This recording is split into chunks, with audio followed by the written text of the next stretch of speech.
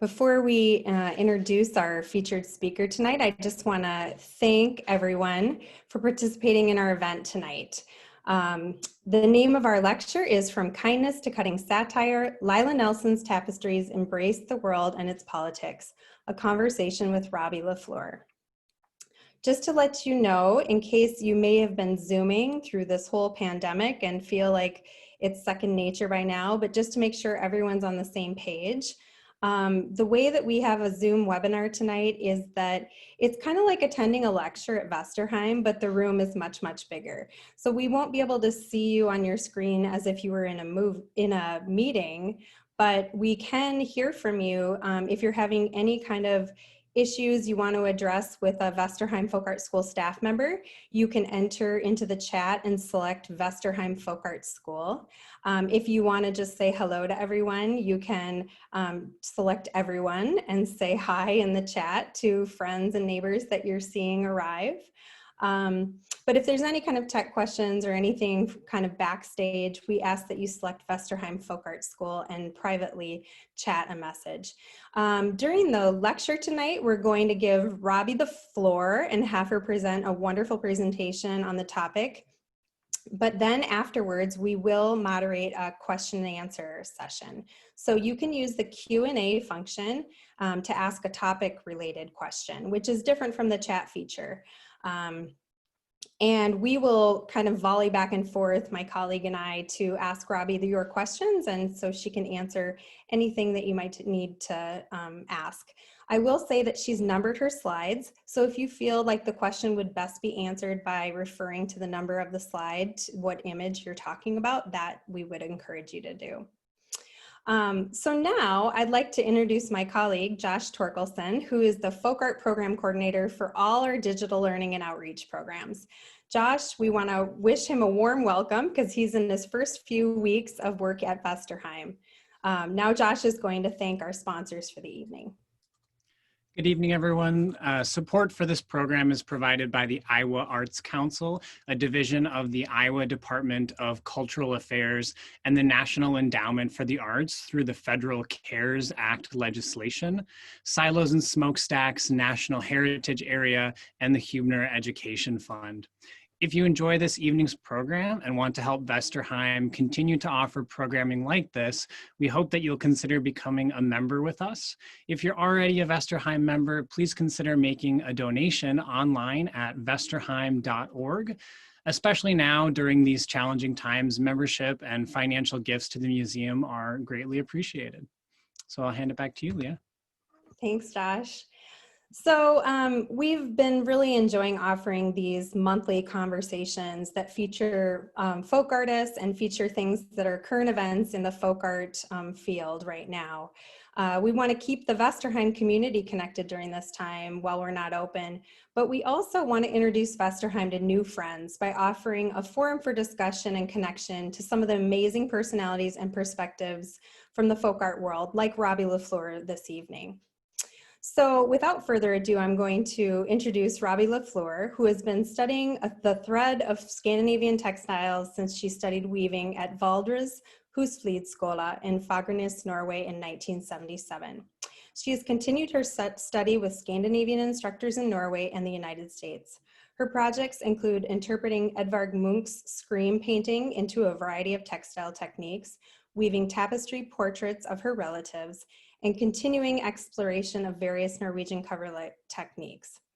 She's a Vesterheim Gold Medalist, coordinates the Weavers Guild of Minnesota Scandinavian Weavers Study Group, and publishes the Norwegian Textile Letter. In 2019, she received a fellowship from the American Scandinavian Foundation to study the transparency technique of famed Norwegian tapestry weaver Frida Hansen. We cannot wait to welcome her back to Vesterheim for in-person classes, but for now, we are so glad you're here with us, Robbie, to talk about Lyla Nelson and her work. We'll make sure you're unmuted, Robbie.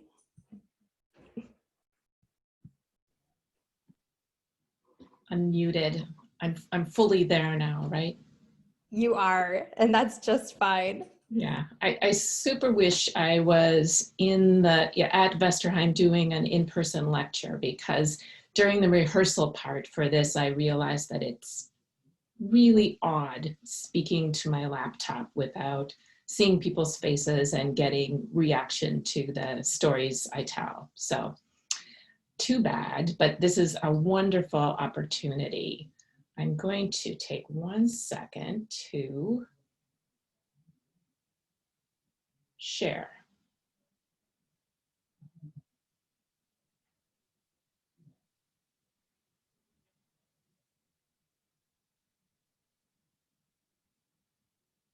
Here we are. I'll launch right in. I want to thank Leah and Josh at Vesterheim for making this webinar happen. Lyla Nelson was my friend and mentor, and taking the time to review her works again is only a blessing. I'll start with a photo of Lyla on her 90th birthday in 2012. If you break this photo down, it's a record of the important things in her life. She's wearing a solja, a Norwegian pin. Her tapestry is behind her, and it's one based on poetry, which she loved. She stands next to a vase that I'm sure was from her husband Marion's collection, and some sort of framed comb artifact. You'll see combs in the tapestries, but mostly she looks so happy and vital. I could present Lila's dark and sharp images exclusively, or just her pointed political pictures, and fill my time well, but that would paint a false picture of Lyla as a person and an artist. I'm sure she would not want to leave you in despair, even in this year of pandemic. So these slides will show you all the sides of a well-rounded artist. After a short biography, we'll explore tapestries with the Norwegian influence and themes of mythology, protest, poetry, animals, and abstraction.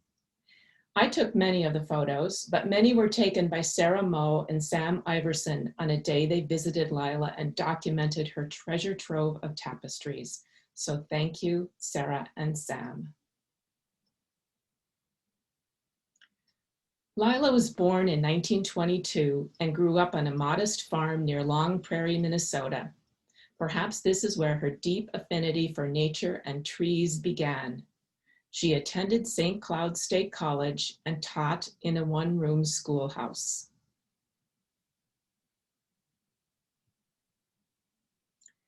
Lyla left Minnesota to see the world and enlisted in the US Air Force. She was stationed in Germany, where she worked in the weather mapping division. After several years abroad, she returned to the US and started a master's program in English at the University of Minnesota. This is where she met her husband, Marion Nelson, who would go on to head the art history department at the university. They married in 1957. Lyla traveled to Norway with her husband, whose expertise was in Scandinavian art. She attended the International Summer School, and she fell in love with Norwegian culture too. Lyla and Marion began work with the Vesterheim Norwegian American Museum in 1964, when Marion was asked to catalog the museum's inventory and bring museum standards to its collection.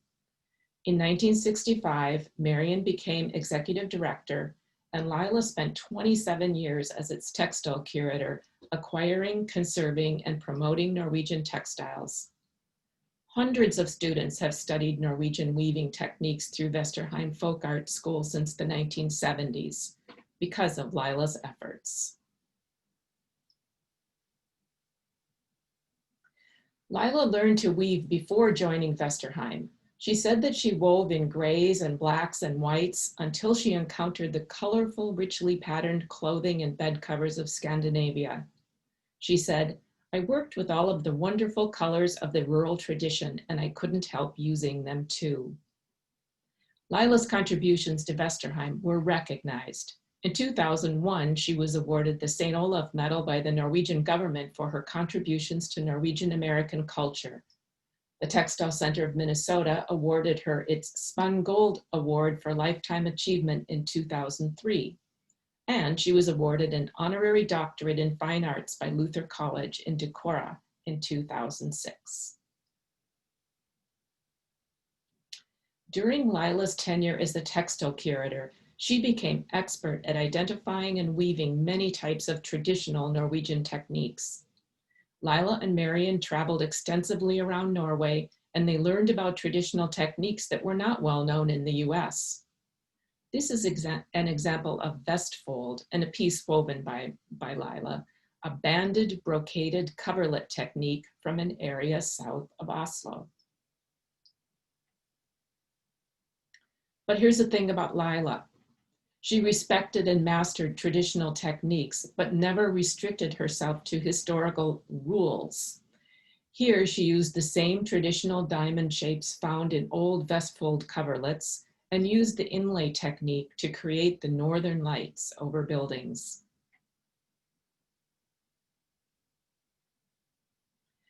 But for her own artistic practice, tapestry became her passion. Her style of tapestry weaving had deep roots in the Norwegian billedvæv tradition. She spent a lot of time up close with Norwegian tapestry in the Vesterheim collection. You can't get much closer than with a needle and thread.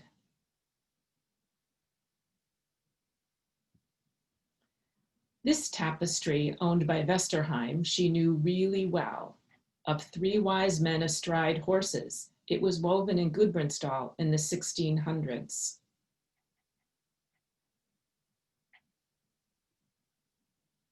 Lila's tapestry with horses is so contemporary and yet filled with traditional Norwegian billedvæv influence.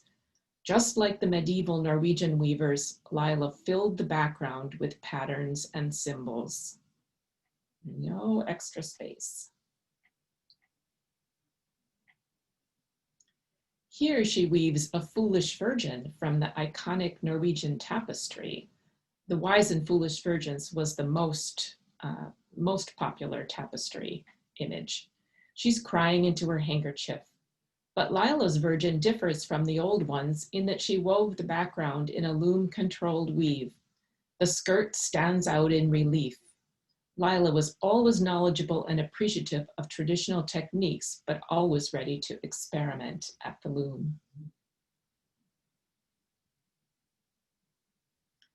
Lila wove a primstav tapestry. Norwegian farmers used symbols carved on calendar sticks to identify church days and annual events.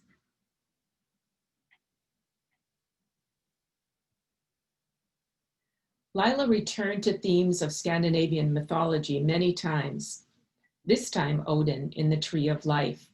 Look at the 2 sparkly ravens in the foliage.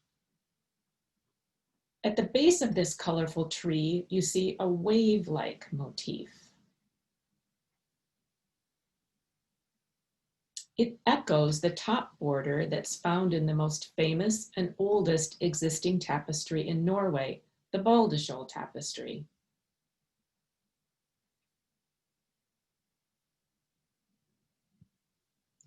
In The Wolf That Ate the Sun, 3 small figures struggle to control Fenris, a large mythological wolf. The ropes are woven in sumac, and the large sun has metal threads woven in.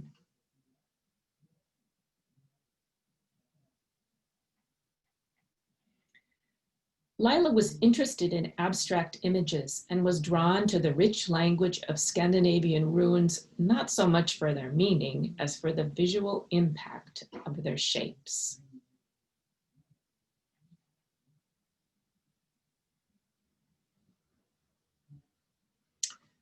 This is my favorite Norwegian Tree of Life tapestry with a marvelous spiraling serpent. Lila explained this image. Odin has transformed himself into an eagle. The squirrel, named Radatosker, scurries up and down the tree with messages. Lila had fun with her weaving. Look at the colors in the squirrel's tail. It has 3 colors. And look at the wonderful feet at the end of the serpent.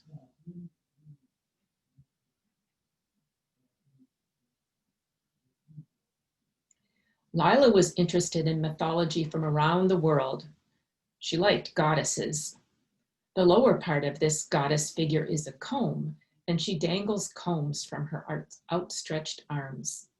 Lila told our Scandinavian Weavers study group that the goddesses weren't Scandinavian. She just enjoyed the shapes.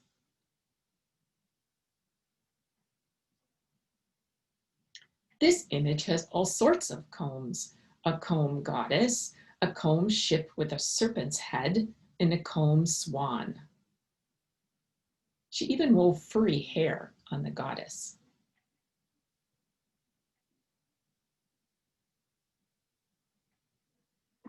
The turtle plays a role in several Native American creation stories.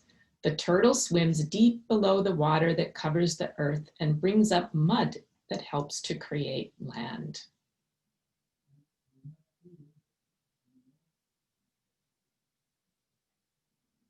Here, the turtle actually becomes the land, or a table, on which a frog, a tree, and an Indian maiden stand.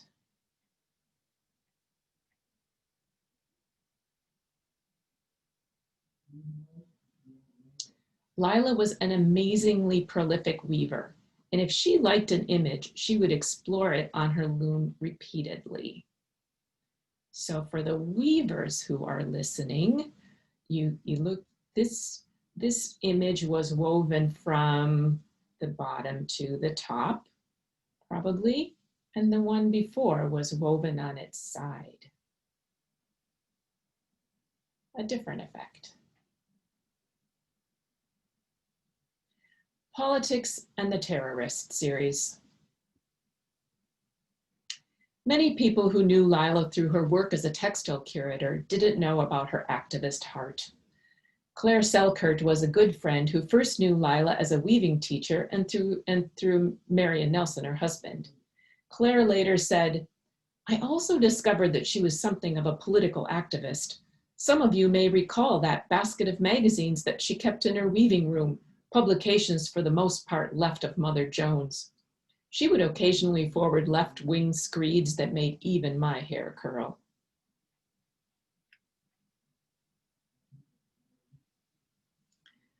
I've shown you only a few slides, and here's a third serpent. A snake is wrapped around a red line to resemble a $sign. 2 rows of trapped, faceless figures emphasize her criticism of corporate greed.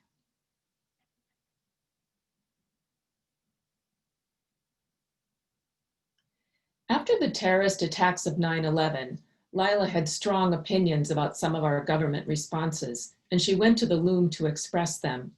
She said this: "When we started to have all these orange and yellow alerts, I began to feel we were just being horribly manipulated, and there was this effort to make American people scared to death so that we would accept anything that was thrown at us, and it annoyed me.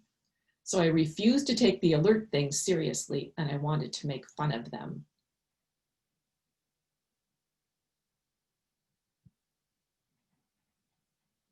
The cats with bombs came first. Pink shock waves explode from this cat's bomb.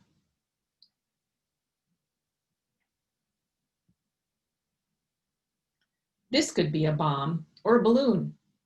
This cat looks a bit subversive to me.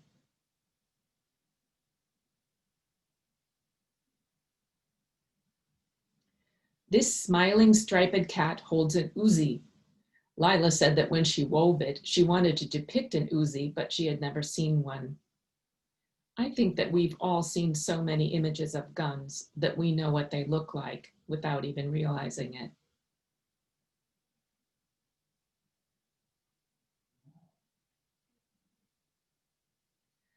This image is pretty terrifying if you consider the subject. The suspect terrorist cat is being waterboarded.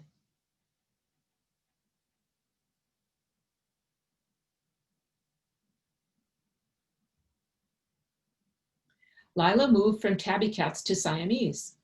2 Siamese cats peer from the bottom edge and another hangs from an abstracted tree. Was she commenting on the fact that anyone could be a suspect during the post-9/11 period with danger alerts coded by color?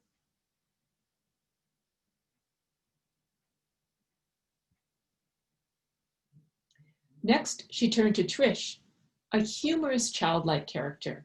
If you look carefully, you can see that the 2 pieces are almost the same, except for different guns and different colors. The first one also has a headband of sorts that's made with a metal spring.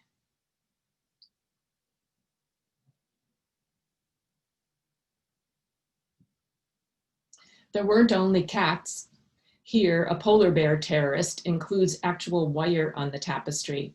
She wove slits and threaded wire through it, and there's a loop of wire at his ear. Lila said these were her attempt to treat terrorist threats with the satire they deserved.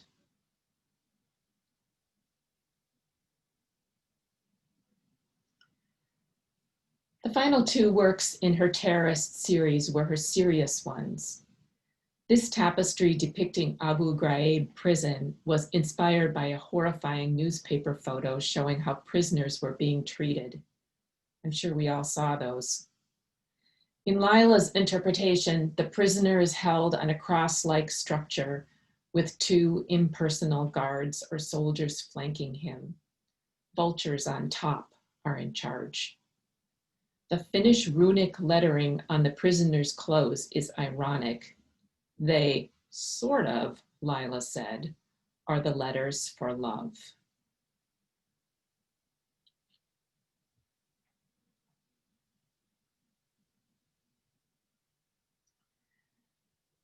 This is another Abu Ghraib image, and here's what Lila said. I'd seen some pictures of prisoners wearing these ghastly orange garments, and they seemed to be tied up. So I'm trying to express here the enclosed imprisonment. You can see that a hand is trying to claw out. Rope is at one side. You have to look closely to realize that the orange shapes are human figures, crouching and tied up. Lila's masterful use of abstraction makes the image even more powerful.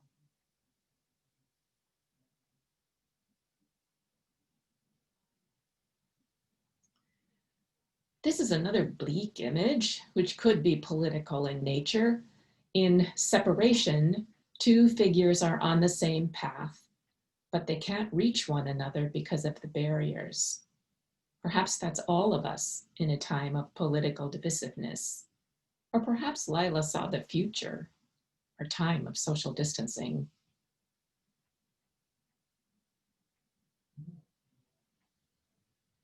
Okay, we'll stop for a minute with the painful images. Here are some lovely flowers.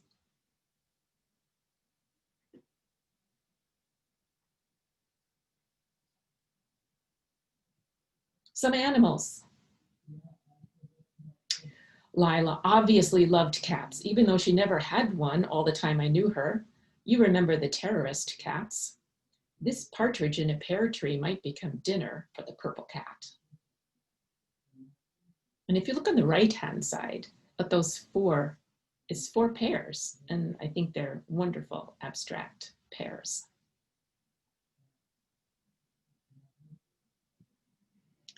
This long tapestry combined her love of weaving and cats. The Norwegian words translate to, and the cat set up his loom in the corner where it stood for 100 years. He wove in sticks and straw and all the chaff from the floor, and then the weaving was done. This is a fun weaving because the warp threads on the loom of the cat, you can maybe see it in the detail, are actually on the top and couched on.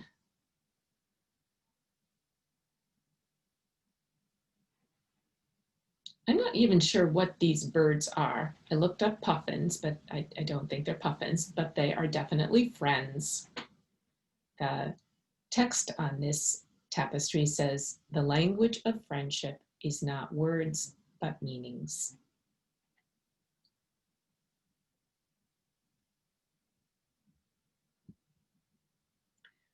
We've seen several animals and birds, turtles, cats, serpents, and super evocative vultures.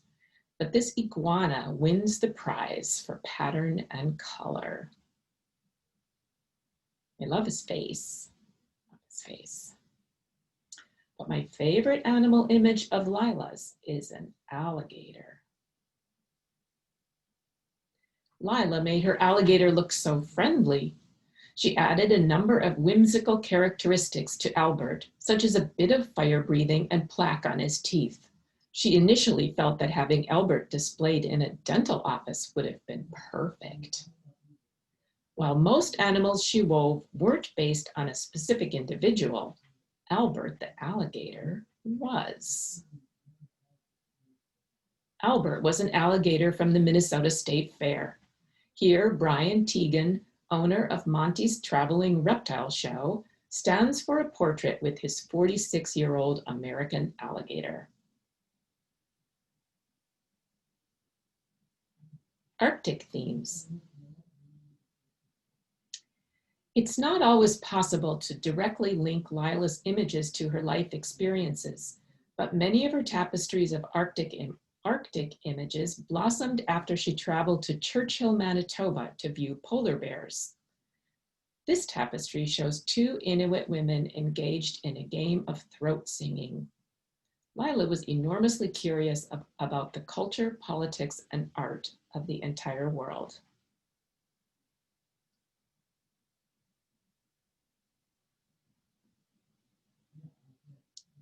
This figure in the Arctic series looks lonely on the ice. This is a pretty small tap. This one is pretty small, only about 9 by 9, I think. She wove a reverse image too. Looking at Lila's body of work as a whole, you'll see a delight in color, usually strong, saturated colors. This tapestry and its opposite were made as part of a series when Lila restricted herself to a study of working in shades of black and white.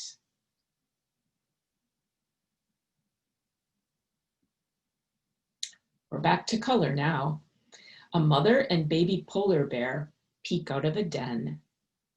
There's a person and an igloo in this tapestry too, up in the upper right-hand corner. Lila wove almost exclusively with Norwegian spælsau wool yarn, but she loved adding a bit of sparkly yarn in a number of her tapestries. So I'm not sure what this is. It's marvelous, but is it sparkly rain? Poetry. In Shine, Perishing Republic, Lila depicted a 1925 poem by Robinson Jeffers.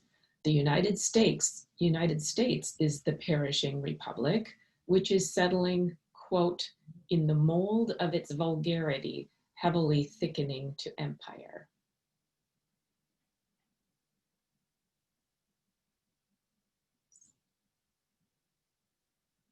These must be vultures in Lila's second depiction of Robinson Jeffers' poem. And maybe the country is exploding in those sort of cloud-like things, I don't know. Even though this has a different title, it has the same imagery as the Perishing Republic tapestries.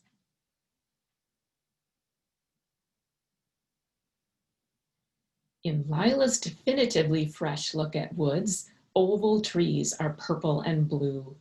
The words are from Lycidas by John Milton. And now the sun had stretched out all the hills, and now was dropped into the western bay. At last he rose and twitched his mantle blue. Tomorrow to fresh woods and pastures new. This tapestry refers to John Milton's poem about the death of a friend, but it ends on an optimistic note that rings true to Lila's personality. Lila must have really liked the poem. Here is another tapestry. I just love these imaginative tree trunks, long rectangles filled with checkerboards or stripes.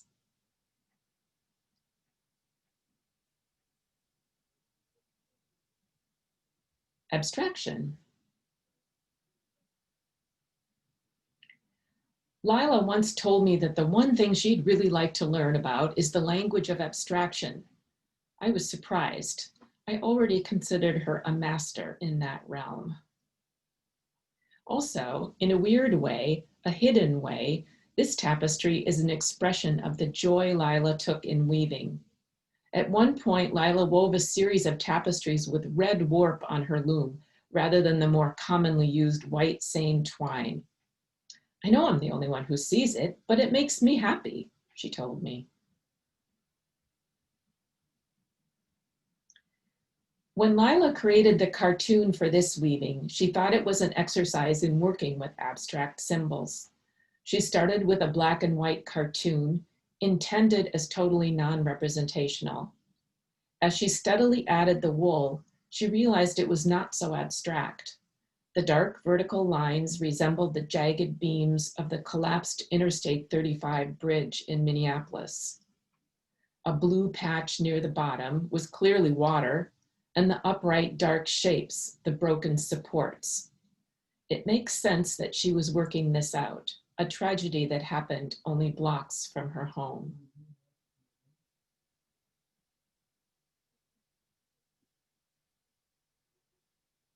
This tapestry is quite abstract, but we know what it represents from its title.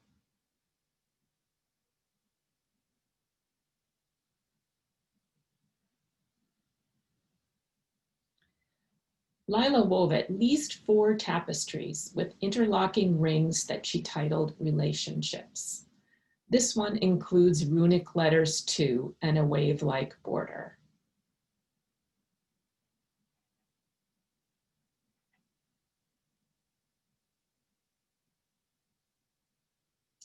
I'm going to end this slideshow with 2 tapestries that epitomize Lila's exuberance and sincere joy in life. In her weaving, Lila was able to tap an eternally youthful and open part of her soul. She combined the universal and personal. This was one of the pieces that hung in Lila's room at Lingblomston Care Center during her last months. She would insist that we take no thought for the morrow and love our friends, family, and the joy of each day.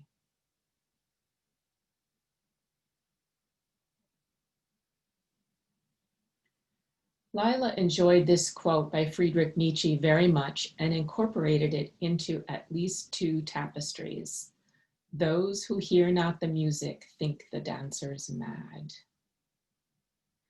We should all hope to hear the music of Lila's life, to lead a life of satisfying work with others, of intellectual pursuits, and a way to express your personal vision. Lila's vision was expressed in vibrant textiles. Thank you. That ends this formal part. Thank you so much, Robbie. We might have you come out of the slideshow now so we can just see you on full screen. And then if there's a specific question that feels like it needs a visual, we can address that. We're getting lots of thank yous from people. So anyway, Josh and I are going to kind of pass it back and forth. But I'm going to ask first, someone's asking about the kind of loom that Lila used. Oh, in the last years of her life, when she had switched to tapestry pretty much exclusively, she used a fireside loom.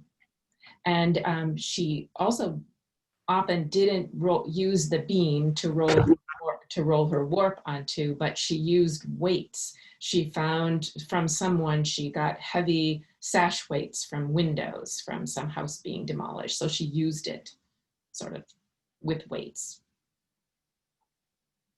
Great. I'm going to let Josh ask a question now.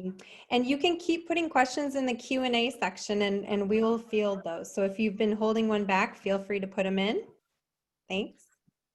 As you can imagine, Robbie, our weavers out there are really interested in some of the techniques. So I think maybe could you provide a short overview, like a basic overview of some of the techniques that were used in the work? Maybe just some of the names or go through that a little bit. Well, I'll make this up as I go. So Lila was very interested in tapestry. She had a strong grounding in Norwegian billedweave techniques. So that meant that she often used decorative joining in her images. and that she tended to use large areas of flat color. She loved outlining. If you remember some of the trees with the sort of half moon shapes, they would each be outlined, sometimes making as if it brought in light. She, as I said, she used pretty much Norwegian spelsow wool exclusively. So she didn't use a lot of varied materials in her weaving, although she, as I said, she added like sparkly yarn. But she, as I said, she was very experimental. I always felt she was the only person who could weave a girl in a swing and then sort of add the braids on the side and sort of applied extra yarn. And it was just beautiful and joyful and not like stupid and silly. So she, and then she added, for example, the spring at the top of Trish the terrorist's head, and she would put wire in the wired polar bear terrorist. So she was kind of a traditionalist in that everything was generally flat and well woven. She generally used 12/9 seine twine and wove at about 9 to 10 ends per inch. Great. So Nina Clark is asking, she wonders how Lila felt about the distinction often made between fine art and craft. Did she see herself as a fine artist? No, I don't think, no, I don't know if you would have asked her what she would have said, but Lila was a tapestry weaver, and I don't think she would have added that, that label of artist. She was a tapestry weaver who wove for herself and for the joy of doing it. Those who knew Lila and have been to her home, she had and I was talking about this with someone today, she had this sort of uncomfortable wooden bench-like thing that was her only couch in the living room, and it had cushions on it, but it was not comfortable as a couch. But you could open it up, and in it was a large chest, and all of her tapestries over the years were rolled up and in it. So it really was a treasure chest of tapestries. But she wasn't interested in being an artist and contributing to shows, maybe other than our Scandinavian weavers, you know, group shows now and then. But she wove for her own joy. So I don't think she would call herself an artist. There have been a few questions too about some of the size of these tapestries. I imagine they're all a little bit different. Could you talk about sort of, you know, what is the range, and is that dictated by the loom and all sorts of stuff like that? It is sort of dictated by the loom. Her fireside loom, I can't remember, maybe it was a 36-inch wide one, but she tended to weave about 13 to 19 inches wide. So many of her pieces are 13 by 19 or 15 by 20, or not small, but not really big. That one with the cat and the saying on it, that was a very long one, but it wasn't all that wide. So her tapestries weren't enormous. And one of those tapestries, she was really prolific, and she was like super fast. So she was so committed and driven. So she could weave she would weave a tapestry in like 3 days or something, but she would just do it day and night. And I'm sure sometimes it was longer. So Robbie, could you talk a little bit about how you formed a relationship with Lila and a little bit of how that started? I'm sure I'm only one of dozens of people who feel that Lila was an important mentor in their life. But I went to the University of Minnesota many years ago, and I had classes from Lyla Nelson in Scandinavian art history. And one thing I remember is that in a building at the university, there was a glassed-in case, and inside of it there was a weaving, and it was a skibrakt. Maybe some people know what this is, a sort of a palmette, traditional Norwegian weaving. And when you read about it, it's so difficult to weave. And so in my head, I thought, oh, no mere mortal could weave this, but oh my God, it's Lyla Nelson. And if I could ever meet Lyla Nelson, oh my gosh, that would just be so amazing. And then years later, through the Weavers Guild and through our Scandinavian Weavers group, I came to know Lyla, and she became a great friend and a really wonderful mentor. So it's through our weaving circles. Some of the questions here are relating again to technique, and I noticed in a lot of some of that later work you showed us, there's a really gestural quality to some of this stuff, especially the fires and the blending of those colors. And you were talking about how quick she wove. I'm wondering, is that gestural quality sort of the sign of a master weaver and being able to kind of make that haphazard look, or is that something that's sort of more of a product of the technique she was doing or a style she was going for? Okay, well, maybe I exaggerate that she could do it in 3 days, but it was not that long. But the thing that that screams artist to me when I see many of Lila's works is that she was a very skilled tapestry weaver. And in some cases, she could make a perfect circle. I know she could make the perfect half moon shape, but yet it would be jaggedy on hers. And we go back to those birds. I mean, they're just like kind of crazy. And it's almost as if she had, and it's again, it's that being able to tap into this sort of youthful and exuberant thing and loving the process. I know if I look at myself, I would be fretting if I were translating the cartoons or the drawings that Lyla made. I would be fretting about getting an angle just right or a circle just right. But somehow she knew that the way she was weaving would have more power and impact than if she just strove for perfection of line. Great. So there's a number of questions that are at specific slide numbers. And so I think, but I'm gonna ask one more before maybe we open the presentation and speak to those.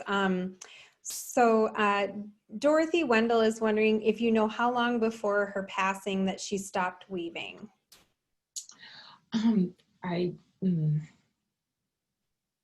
would say about 4 years. So I might not have this right without figuring it out, but she was before she was 90, but not so long before she was 90. And Lyla was, she is a life mentor to all of us. Many years ago, one day she told me, she goes, I'm just not going to drive my car anymore. I thought, oh, okay. I thought that's so sensible. She goes, I just don't feel so good driving at night. Just not going to do that anymore. Then the next year she said, I'm not going to go on those Vesterheim textile tours anymore. Just traveling's kind of hard. And I thought, wow. And then she said after a while, she goes, I'm not going to, weave anything except tapestry. Whoa, okay. We were surprised at the Scandinavian Weaver Study Group. And then she said, I'm not, when she moved to Lingblomsten, so really it was after 90, she said, I'm just not going to bring my loom with me. She said, I was so interested in reading and poetry, and now I'm going to have more time to do that. And she reiterated that several times while she was in the nursing home. She goes, now I have a lot of time to read. I mean, yeah, no complaining there. So. Wow, that's amazing. We all still have lots of years to weave, all you viewers. Yes. So maybe if we, there are some questions about specific slides. So the wording on some of the textiles, you may be able to answer this with or without opening it, but specifically number 34, Mary York is wondering if the wording on some of the textiles were woven or embroidered. I think they were almost all woven. The text is woven for the most part. I wouldn't, she wouldn't be averse to, in some situations, adding some embroidery, but I think the text for the most part is woven. And then this is one, sorry. This is one that you might have to go to a specific slide for. It says, in slide 6, who wove the tapestries on the wall? Who wove that? Oh, it's like a mystery. Hang on.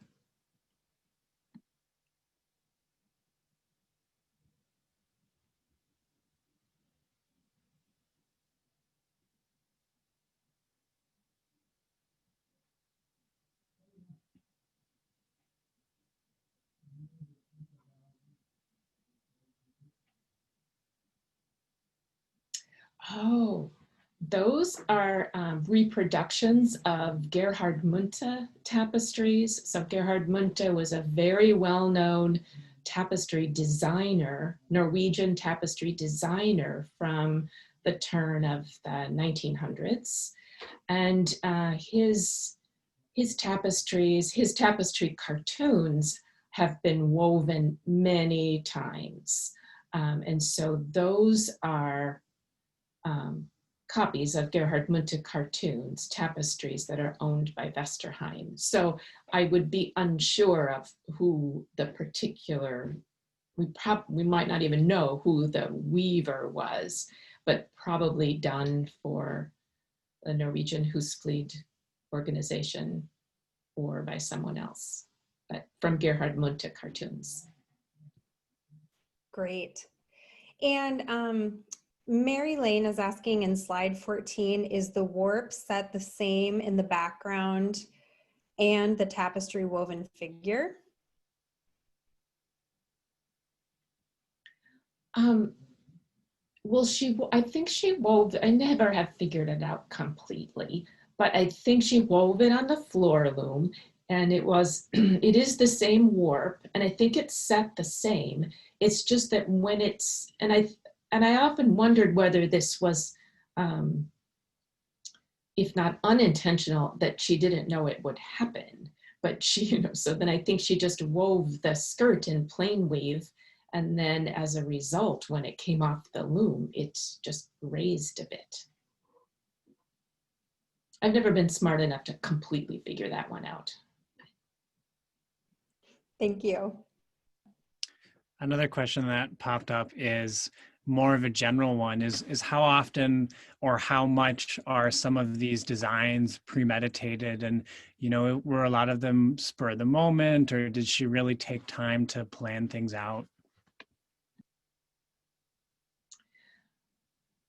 Well, they all were drawn out ahead of time, and she drew the cartoons, but I do not have the feeling that she labored over her cartoons for weeks on end. I think they were more spontaneous than that.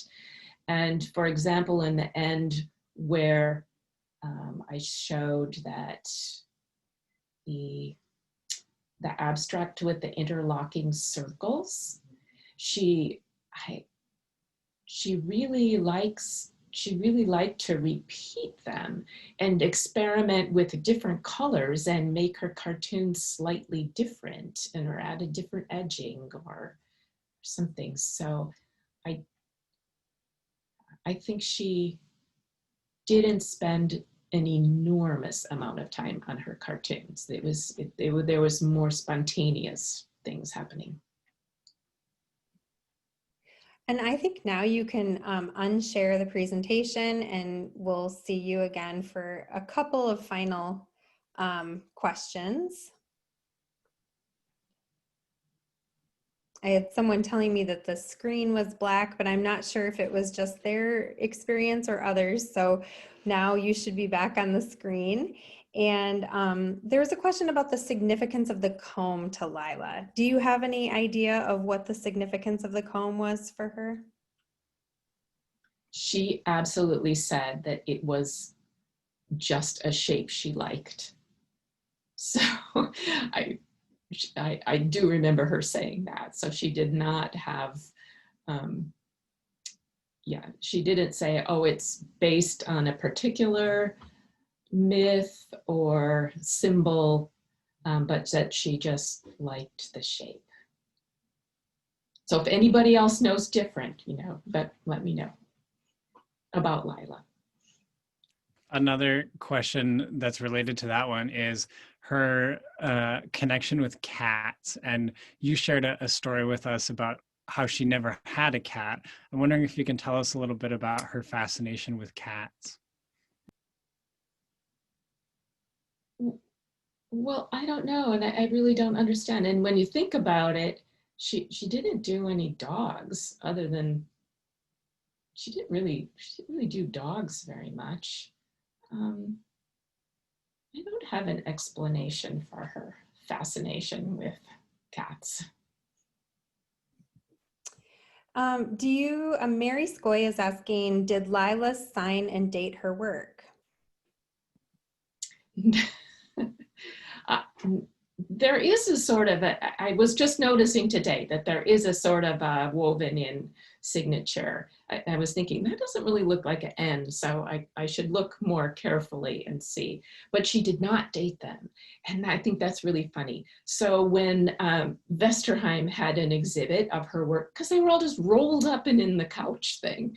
So when Vesterheim had the exhibit after her death, I noticed that on some of the labels, it said, it would have the name, and then for the date, it would say between 1971 and 1991.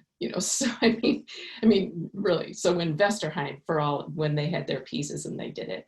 So no, like I could figure out some of the dates because I know I can figure out from old emails when she went to Churchill, Canada, and saw the polar bears. And then she did this series of Arctic things. So there have to be a lot of sleuthing to find dates on an awful lot of her pieces. We probably have time for one more question, Josh. I think maybe the last question here is if folks want to find more of her work, are there any places they should look?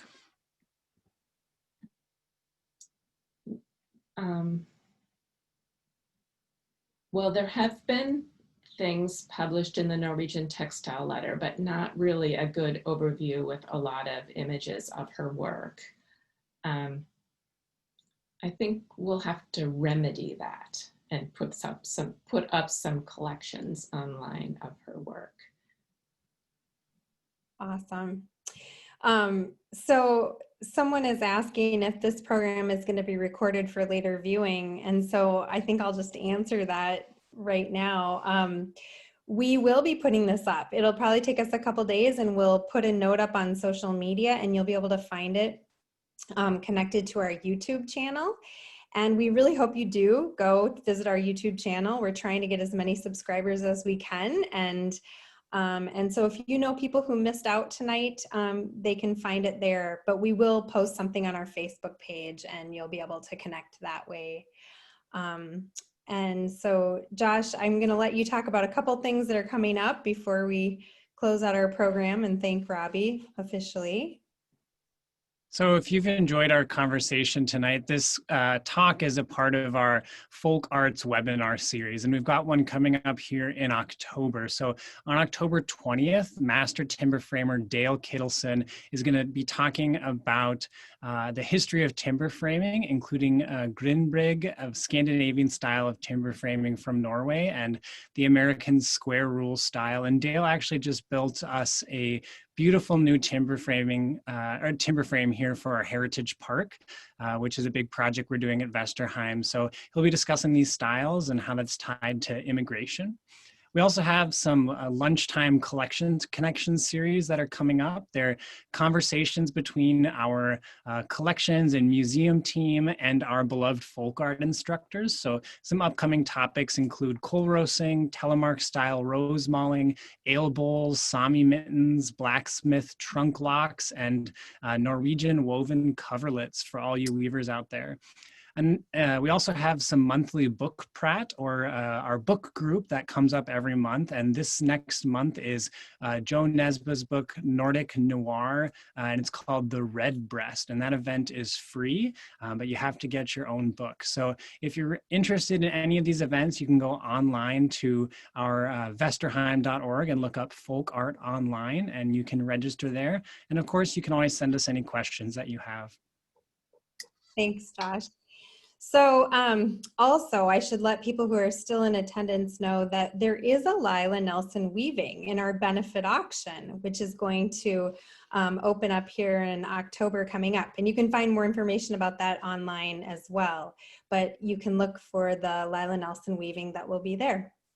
It's been so fun for me to see people doing shout outs in the chat, Robbie, which we'll share with you later. People from Northern Ireland, the West Coast, the East Coast, British Columbia.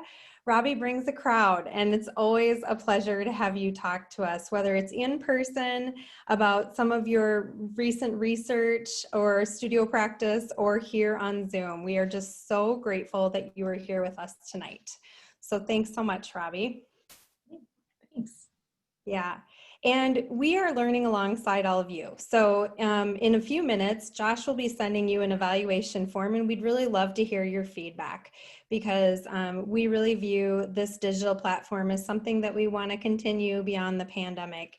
We can reach people from all over the country, and we can reach people from beyond this country. So we hope that you'll tune in again, keep looking into our upcoming programming. And again, thanks so much to my co-host Josh, and also Robbie, and everyone have a wonderful evening. We're so glad you could be with us tonight.